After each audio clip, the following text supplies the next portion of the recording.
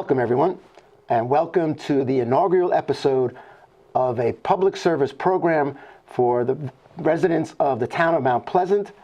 And I have with me today Supervisor Carl Fulgenzi. Welcome, Carl. Thank you, Nick. How are you? Hope all is well with you and going on with the town. Thank you for taking the time from your very busy schedule these days. You have a lot going on in the town to come before the town of Mount Pleasant residents, either those that are long-standing, maybe some new residents that are coming into town, or even just the general public that wants to know a little bit more about the town of Mount Pleasant. And our goal today is for you to present to the town residents and others what's going on in the town. Yes.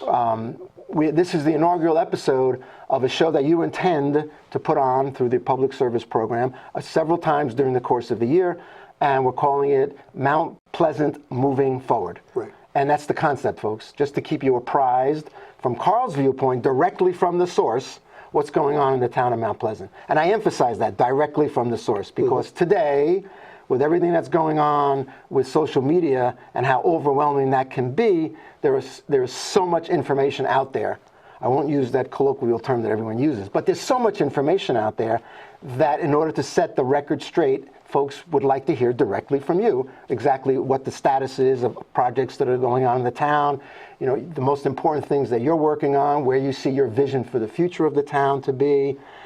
Because there's a lot of information out there at the federal political level, there's a lot of information and news coverage out there at the state level, but very little at the municipal level. So here's an opportunity not only for you to express your views and your thoughts about your role as the supervisor of the town of Mount Pleasant, but for the residents also to hear directly from you.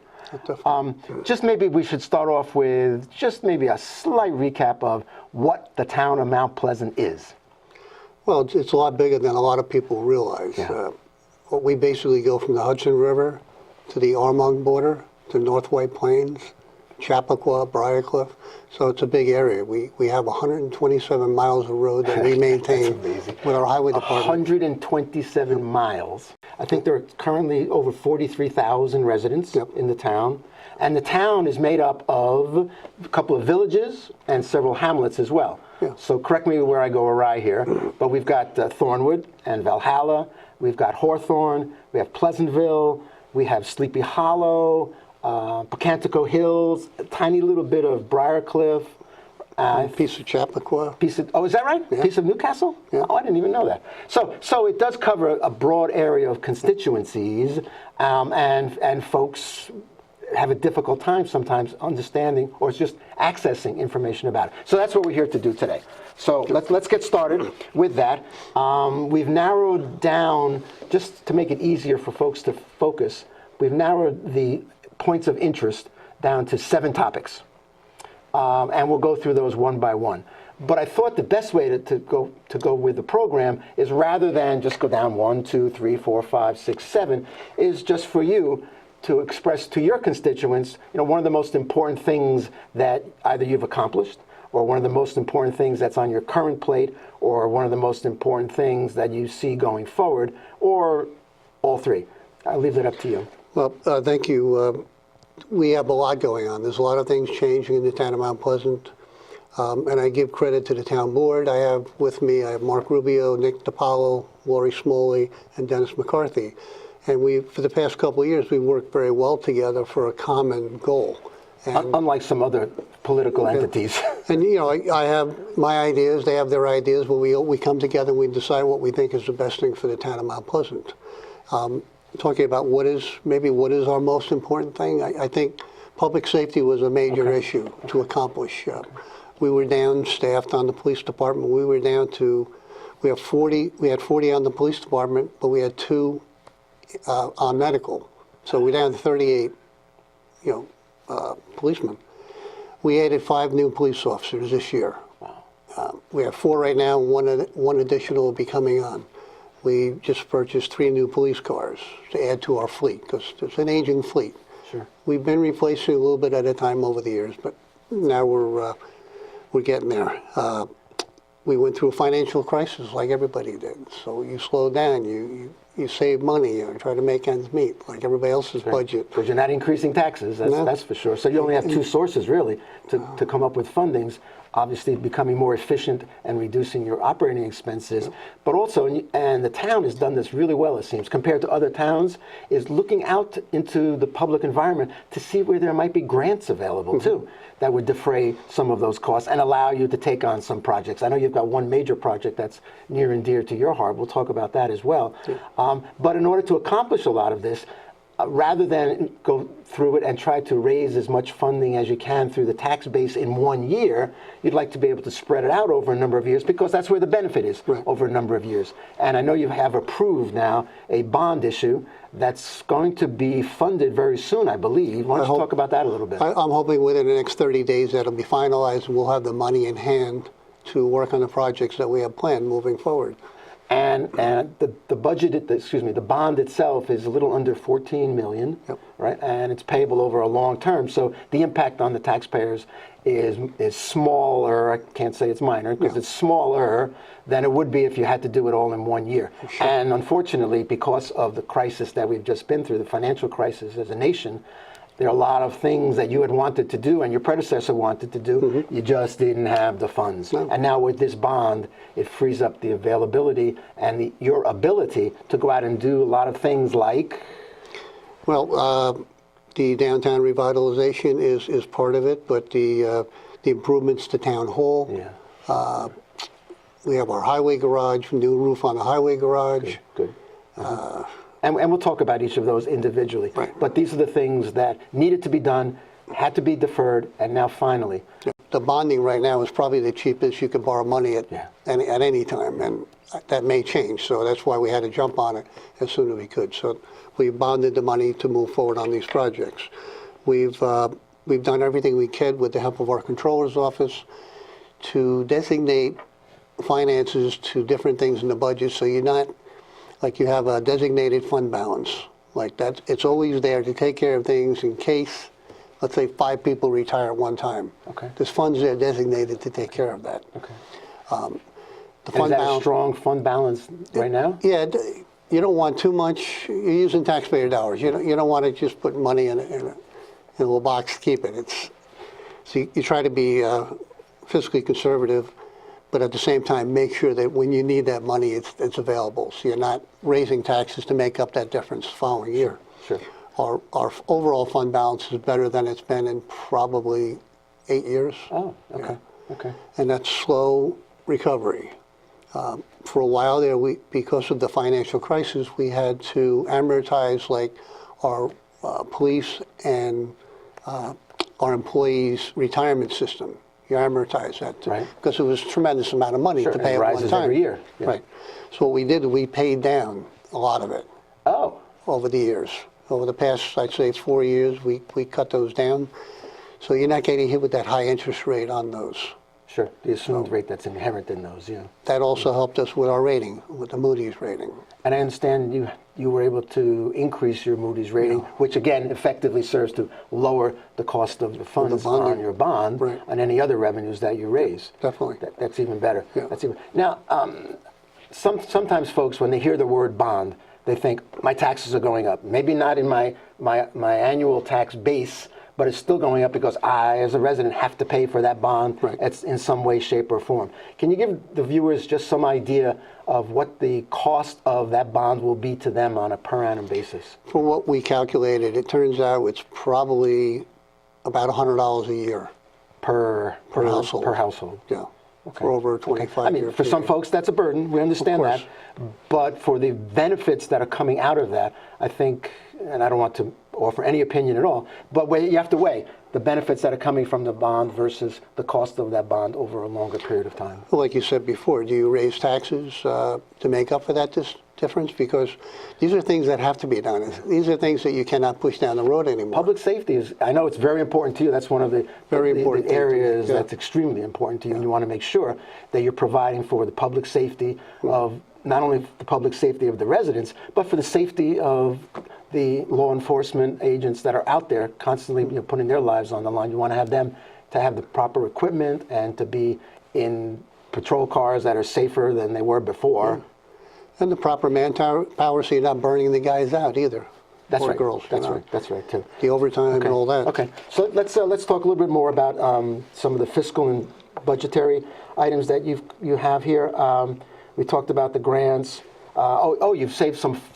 Speaking of lowering costs, you just renegotiated a refuse contract. Yeah, last year we CRP is our contractor for a refuge, and we changed a little bit of the schedule. It was a little rocky there for a while for people to get used to the schedule, but I think overall we're in good shape. But bottom line, to save over $400,000 a year is a lot of money. Certainly is. And, Certainly is. you know, some Which people can be say, put to good use somewhere else. some people say, well, keep where do I cash see flow. that? You know, where do I see that? You know, but it's there, and it's a savings. Yeah, they would see it if it wasn't there. Yeah. Yeah, exactly. So let's talk a little bit about the police and the safety issues. Let's talk about some of the things that you've done. You mentioned that you've increased the force. You've purchased the additional police cars. I know you've got some other things that you've been working on as well. Street lighting for public safety and the like. Do you have any comments that you'd like to pass on? Well, with the street lighting, we signed a contract to, in fact, it's starting probably next week, to replace all the street lighting with the LED lighting. And that in turn will create probably a 60% savings on electrical usage. So that's a big thing. Usage and replacement costs as well. It's a 10-year warranty, so for 10 years, basically, you're not touching the lights. So. That has a, I mean, that's something that folks will notice because they'll see the change in the lighting. Oh, yeah. But the cost is very significant on that. And also you've done something with the cell towers. Tell folks about that. We added another cell tower. The town owns right now, so we got 1, 2, 3 of them that are ours.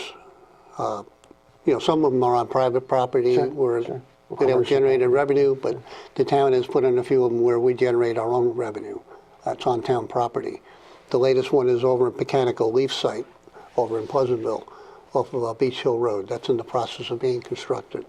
Oh. There's a dead zone over there around 448 and 117, and this is going to help. Yeah, there is. You're right. Yeah. I've driven through there. So this is going to help not only for public use, but for emergency services, because there was a dead zone there for ambulance and police. Okay, sure. And we all know about security cameras these days. No matter what we do, no matter where we are, there's always some security cameras somewhere. But I understand that you've had to beef that up as well. Yeah, we had to upgrade a lot of the cameras, add cameras so that you can, a lot of our police forces work together now. So if our cameras catch a certain license plate that is in question, they report it. And then there's other departments that, you know, that license plate was seen over here at this bank, you know. And it has saved, it has corrected a lot of situations where these people have been arrested just by working together with other departments. Do you also have those not the security cameras, the monitoring cameras on the backs of the police cars where you're taking pictures of people's license plates to see if you find scofflaws or criminals that have warrants outstanding? I'm sure that helps a lot. We also have them in different parts of the town, on bridges and stuff like that. So Nice, on very Marble nice. Avenue. Very nice. So that's an important part of the town management and the town's commitment to the residents. Okay, let's move on to something that's also near and dear to your heart, but also to the residents' hearts, and that's recreation and the parks. Let's talk a little bit about that. Well, we're in the process of redoing the playground up on the Bradhurst Park. And I think we have a photo of that that's coming up on screen now, of the Bradhurst Park. I don't know, I'm not sure if you have the Bradhurst one, but we have the Carroll Park. Carroll Park, okay. Carroll Park is another one that's very important. A lot of people are not happy about the condition of Carroll Park. It needs to be dredged. All the rains that we have washes through there and it brings all the sediment in, and now that whole thing needs to be dredged. In that whole process, we're going to rebuild the perimeter of the lake, and then we're going to enhance the park with possibly a gazebo and adding additional playground equipment to the park. Nice. Because we used to have concerts in the park there, and it's not a place where it's not as attractive as it used to be. So now we want to enhance that to bring that back.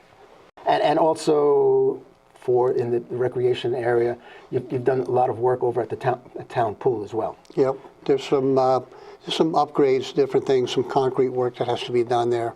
For the most part, the pool has been, we have an excellent recreation and parks department. They've done a tremendous job of maintaining that facility.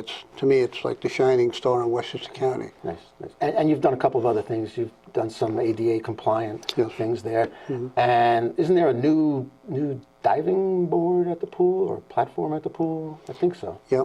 Right? Okay, good, good. So there's things going on there too. So come this summer, folks, we'll have an enjoyable time. Just out of curiosity, do you have a timetable yet for the improvements at Carroll Park? That's something we're seeking grant money for. Oh, Yeah, even that's better. Yeah. Terrific, good. And we'll talk about that grant money too in a more specific way. Infrastructure. And you mentioned 127 miles of roadway, but there are a lot of the little things, the details that have to get done in order to make the quality of life as it is in the town of Mount Pleasant. So let's focus a little bit on the infrastructure and maintenance improvements. Part of the bonding that we did, due to we had some horrible winters there, one after another, and it destroyed our roads, as it did to most of New England roads. So we had bonded additional funding to move forward on a lot more road work than we would normally do in the course of a year. Sure. Also, there's sidewalk replacements. We got sidewalks that are crumbling, becoming unsafe. On Marble Avenue, there's some work we're going to be doing there. Actually, the state is going to be working with the village and the town, redoing Marble Avenue, repaving that. Oh, which stretch? From the village all the way to the Four Corners. Oh, okay, Yeah. okay. Right through that intersection with the sawmill too. Yeah. So before that happens, we want to make sure those sidewalks are in great shape. Curbing is going to be great. And then we have other curbs and sidewalks in Hawthorne that need to be done. So this is all part of that bonding that we did to enhance our road work. Okay. And some of the other things you're working on are some of the improvements right at the town hall. Yeah. Right? And the folks will see a photo of the town hall, so you can just guide them through what your changes are that you're going to be making there. That's another project that was put off for a long time. You try to maintain everything else before you do your own home. You know what I mean? It's like, and like the shoemaker's family, right? Yeah. So what we're doing is we're redoing the entire parking area, new curbing, new sidewalks, making them handicap accessible because those are. Not 100%.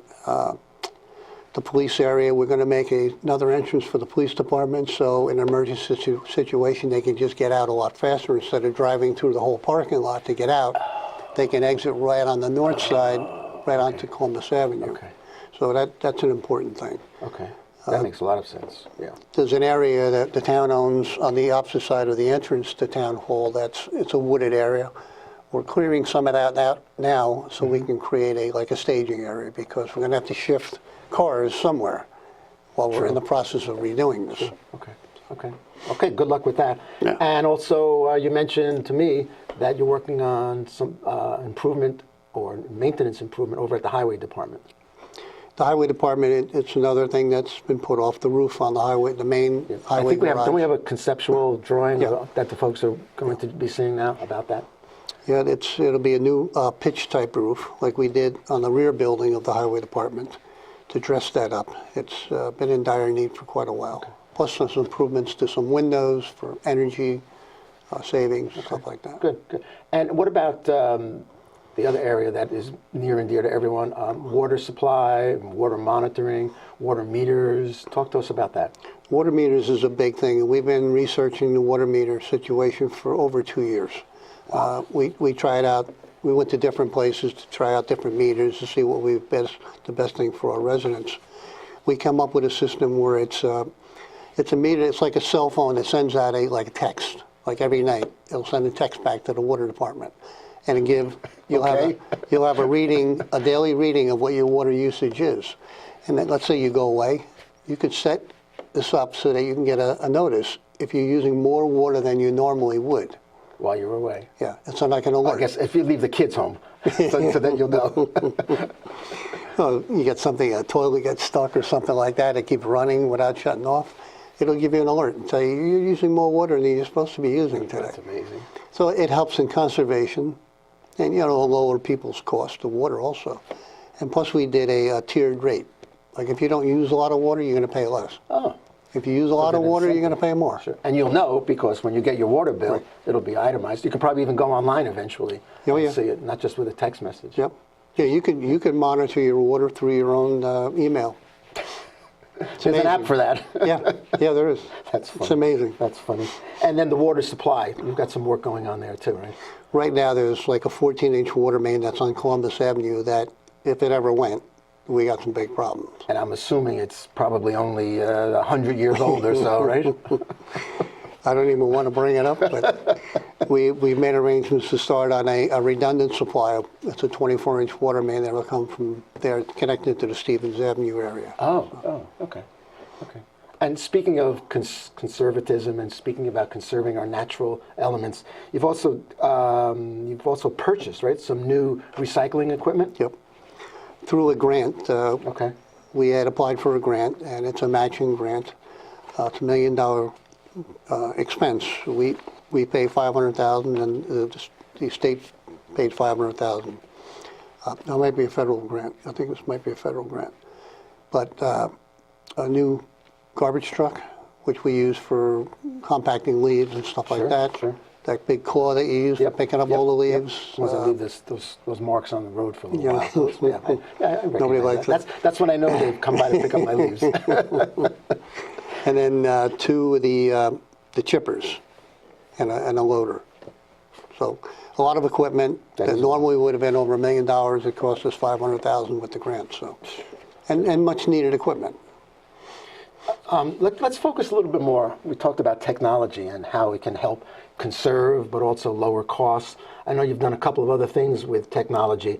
I know when I go to pay my taxes now, I go online, and it's a reasonable way to get it done. Any other technology areas that you've put into place? Well, a lot of places now you can pay with credit card, and we haven't had that set up. So now we're doing it with the recreation and other departments, so that people, instead of getting, people love that. People are going to go, send the kids to camp. They don't get hit with a big bill at one time. They can break it down and pay it off for a few months. That'll help a little bit. Sure. That's a great idea. And speaking of using technology, and speaking of how everyone is finding ways to use apps or to go online to get information, let's just pause to spend a couple of minutes talking about the town website. And for folks, I think it's on the banner. The town website is mtpleasantny.com, mountpleasantnewyork.com. Right. So when you go on the website, you can find out a lot of information about the town and scheduling and agendas and things like that. Yeah. But you also have archived there a number of the board meetings, the town board, the planning board, the ZBA, architectural review board. Those meetings are videoed, captured, and then put online. So folks, if you miss one of the meetings, and your town board meetings are Tuesday night. The first Tuesday of the month is a work session. The second one is a public meeting. Third, work session, and the fourth is a public meeting again. And those agendas are published on the website, so folks can find that out as well. But also on the website, there's a tab where you can sign up for emergency alerts and other information announcements coming from the town. I would encourage folks to do that, especially for the emergency alerts. But in addition, it gives the town the ability to reach out, and for you as the supervisor or the council to reach out and talk about what's going on in the town, anything that's new that's coming up. And you can subscribe on that tab on the town website to basically a newsletter.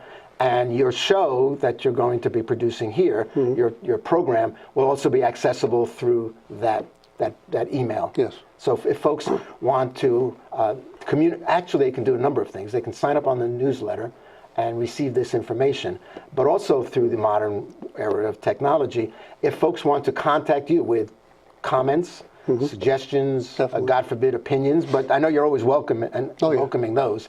They can reach you, or they can reach any one of the town board members through your email address, which is?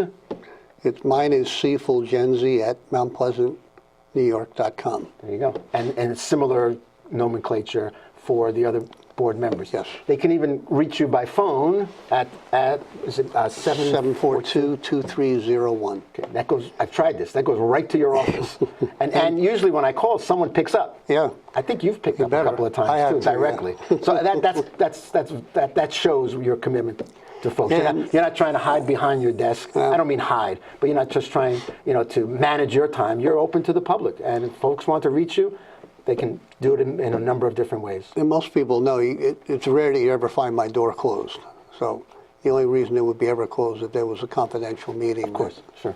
union negotiation or something like that. When you're in your office, Right. because you're out and about all the time, Yeah. all the time. Okay, that's great.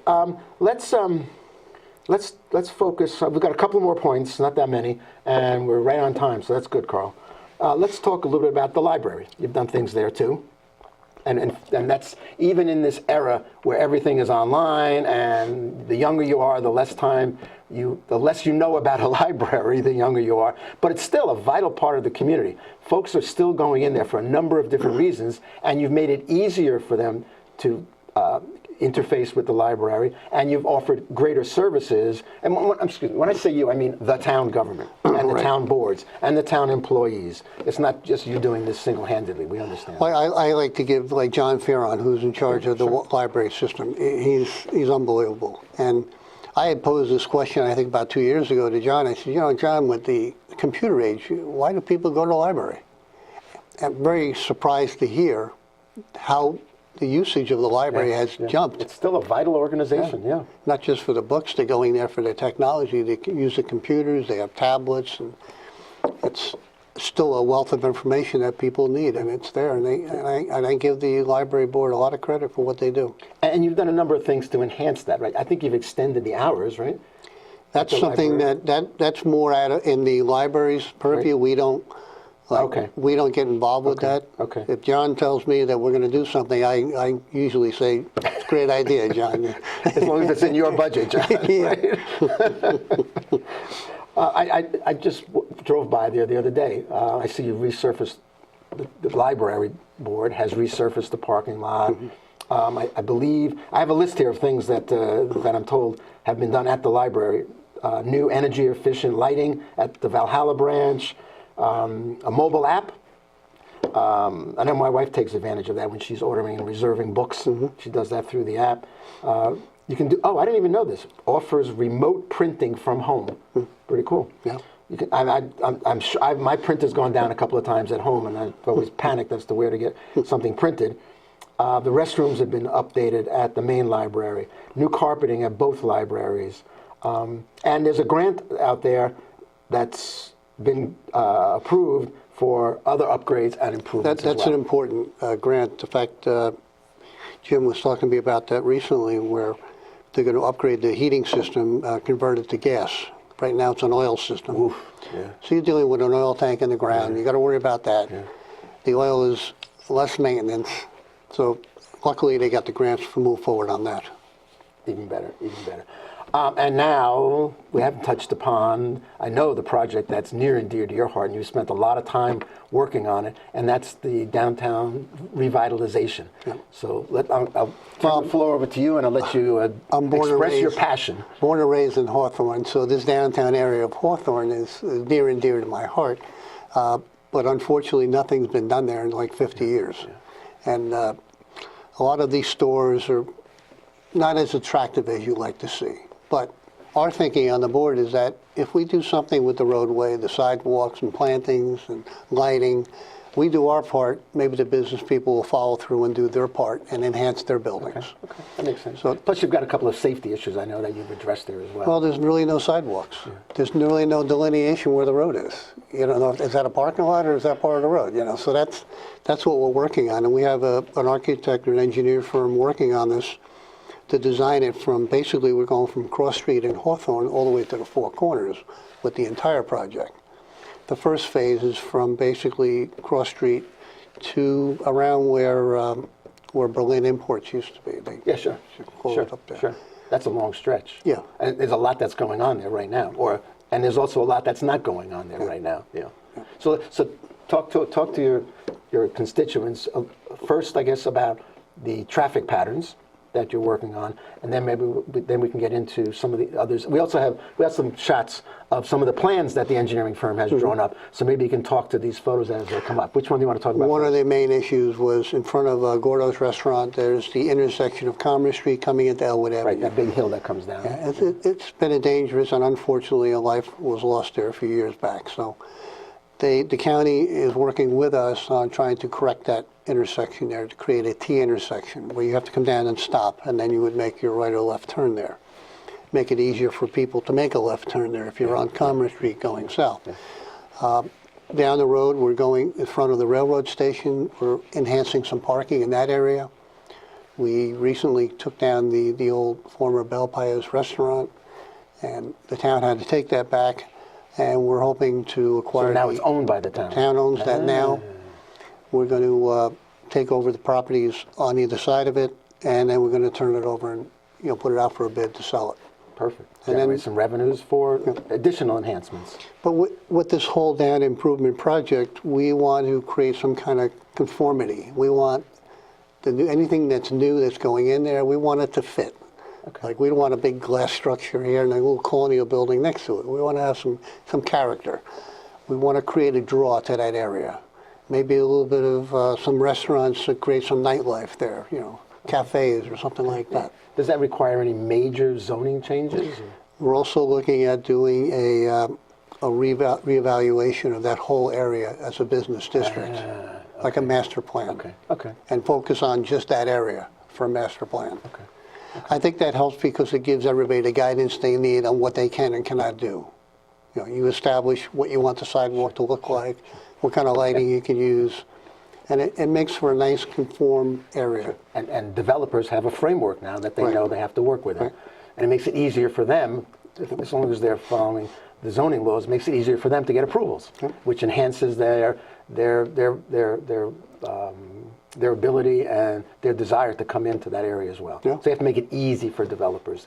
But at the same time, considering what the likes and dislikes are and the needs are of your constituents. The other thing that the board is considering is changing some of the zoning there, because if you have a building that was built after, I think it was 1988, you cannot have residential above that building.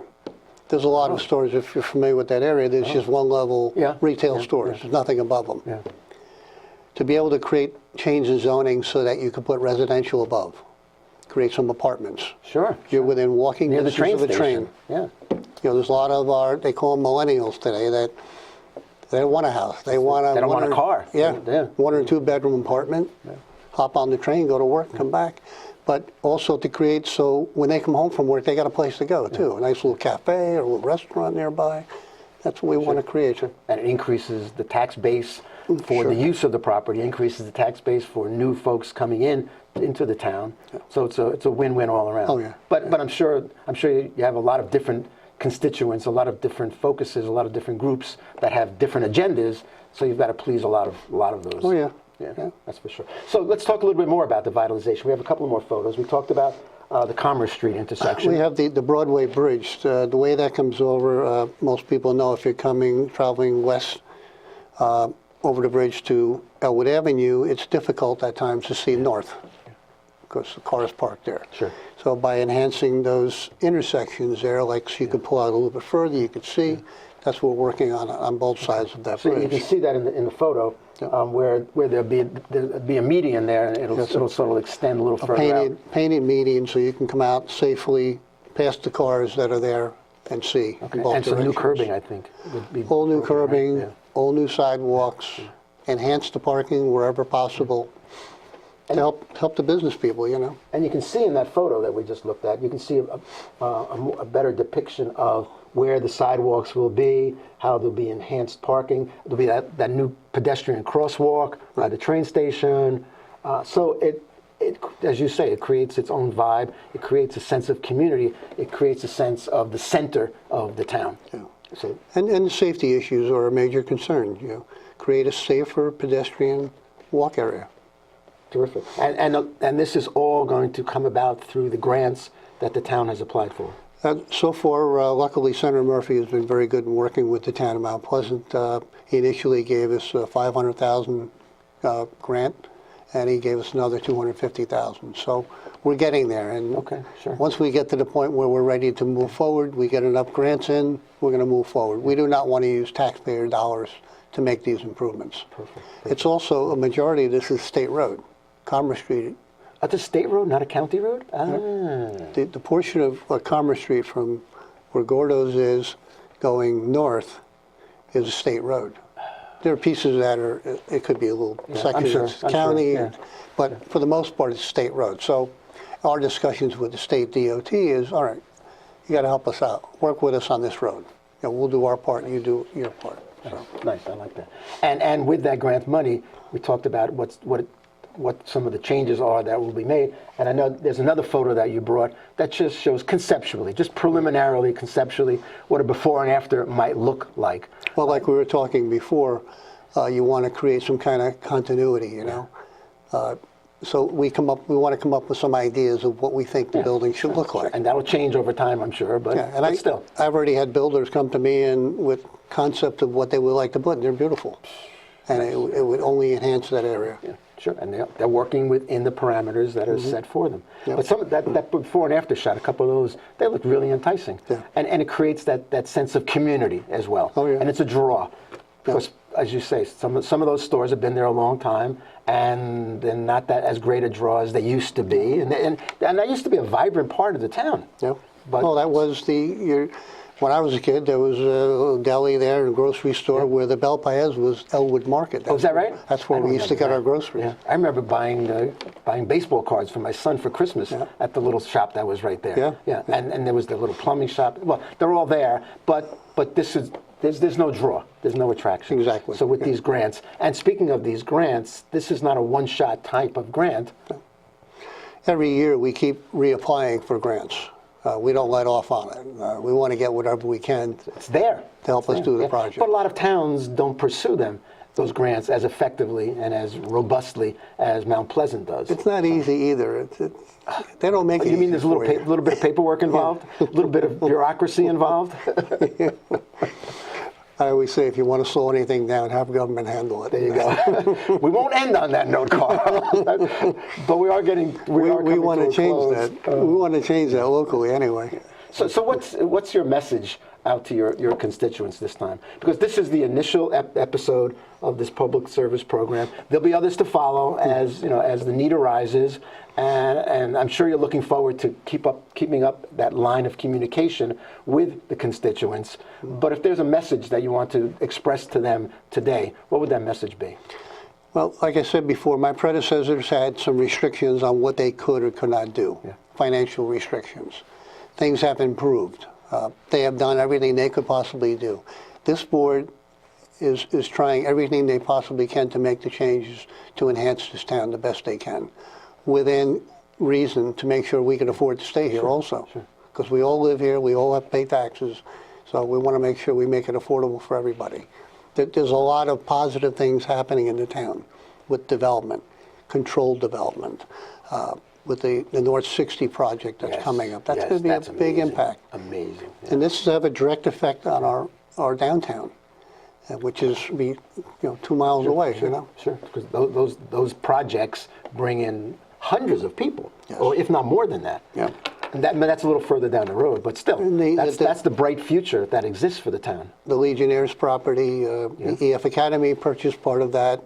It's been a big plus to the town. They're paying taxes. For so many years, the school district got beat up without receiving any taxes there. So, and then the Baker development, which is the southern part of that property, is looking for development. We don't know exactly what it's going to be yet, but we know it's going to be there. So there's a lot of change coming. There's a lot of change that's taken place, but there's a lot more change coming, and it looks like a very bright and prosperous future for the town. So good luck to you. Good luck to your board. Good luck to all of those employees that are loyal to the town and will make the town the success that it has been, currently is, and will be in the future even better. Yeah. So good luck to you. Thank you. And look forward to having another program with you on an update on what's going on as Mount Pleasant moves forward. Thank you. Appreciate it.